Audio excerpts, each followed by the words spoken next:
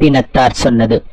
உணவைத்தான் சாப்பிட்டேன், எப்படி மலமானது? உயிரோடு தானே இருந்தேன், எப்படி இறந்து போனேன்? மலம்தான் உணவாக இருந்ததா? மரணம்தான் வாழ்வாய் இருந்ததா? இந்த சுருங்கி போன உடம்புதான் இதுவரை இளமையை அனுபவித்ததா? இந்த சுருங்கும் மார்புகளுக்கா இத்தனை கண்கள் வட்டமிட்டது? பெருத்தன சிறுக்கும் சிறுத்தன பெருக்கம் என்று பாடியது இந்த நிலையற்ற பொய் வாழ்வைத்தானா? இன்னும் இழுத்துக் கொண்டே இருக்கிறான். செத்து தொலையவில்லையே என்று மனைவியும் சுற்றமும் பேசிய போது என்னை 100 ஆண்டு வாழ்க என வாழ்த்தியது நினைவுக்கு வந்தது. இதுவரை எனது கோடாரியால் நான் எனது வேறையல்லவா இருக்கிறேன். நான் விரும்பியெல்லாம் என்னை வெறுத்துக் கொண்டிருக்கின்றன. இளமையாய் இருக்கும் போதே முதுமையை பழகியிருக்க வேண்டும். அறுசுவை உணவை தேடி தேடி உண்ணும் போதே அது மலமாகும் என்று உணர்ந்திருந்தால் அடுத்தவர் உணவை நான் பறித்திருக்க மாட்டேன். அனைவருக்கும் பயன்பட வேண்டிய பொன் பொருளை ஒரு திருடனை போல் பறிக்கிருக்க மாட்டேன். காலம் கடந்த ஞானம். பாயும் நோயும் தவிர யார் துணை வரப்போகிறார்கள்? இறந்தாலும் எனக்காக யார் அழப்போகிறார்கள்? பிணமான பின் இந்த மாளிகையும் பணமும் எனதென்று நான் சொந்தம் கொண்டாடவா முடியும்? சந்தனத்தால் மணந்த உடல் என்றாலும் இறந்தால் மணக்கவா போகிறது?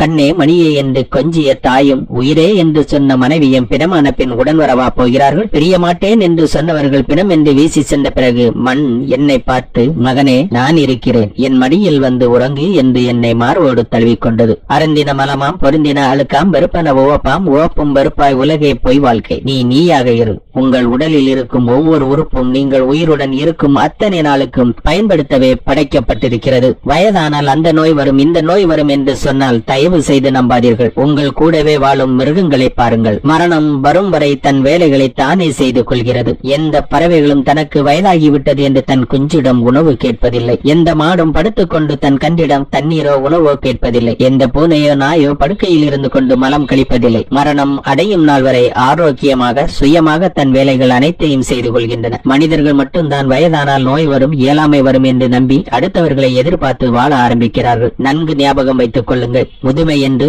எதுவும் இல்லை, நோய் என்று எதுவும் இல்லை, இயலாமை என்று எதுவும் இல்லை. எல்லாம் உங்கள் மனதிலும் அதன் நம்பிக்கையிலும் தான் இருக்கிறது. சிந்தனையை மாற்றுங்கள், ஆரோக்கியமாக வாழுங்கள். நீங்கள் எதை நம்புகிறீர்களோ அதுவாகவே ஆகப் போகிறீர்கள். நான் நான் நான் நான் சம்பாதிக்கிறேன், நான் காப்பாற்றினேன், நான் வீடு கட்டினேன், நான் உதவி செய்தேன், நான் உதவி செய்யலனா அவர் என்ன ஆகிறது? நான் பெரியவன், நான் தான் வேலை வாங்கி கொடுத்தேன், நான் தான் நான் நான் என்று மாத்தட்டிக் கொள்ளும் மனிதர்களே, நான் தான் என் இதயத்தை இயக்குகிறேன் என்று உங்களால் சொல்ல முடியுமா? நான் தான் என் மூளையை இயக்குகிறேன் என்று உங்களால் சொல்ல முடியுமா? நான் தான் என் 2 கிட்னியையும் இயக்குகிறேன் என்று சொல்ல முடியுமா? நான் தான் என் வயிற்றில் சாப்பிட்ட உணவில் இருந்து சத்துக்களை தனியாக பிரித்து ரத்தத்தில் சேர்க்கிறேன் என்று உங்களால் சொல்ல முடியுமா? நான் தான் பூக்களை மலர வைக்கிறேன் என்று தான் உங்களால் சொல்ல முடியுமா? இவைகள் அனைத்தையும் எவன் செய்கிறானோ இயக்குகிறானோ அவன் ஒருவனுக்கே நான் என்று சொல்வதற்கு முழு அதிகாரமும் உரிமையும் உண்டு. ஆகையால் நான் என்ற அகந்தையை விட்டு அனைவரிடமும் அன்பாக பழகுங்கள். உனக்கு மேலே உள்ளவனை பார்த்து ஏங்காதே, தாழ்வு மனப்பான்மை வரும். உனக்கு கீழே உள்ளவனை பார்த்து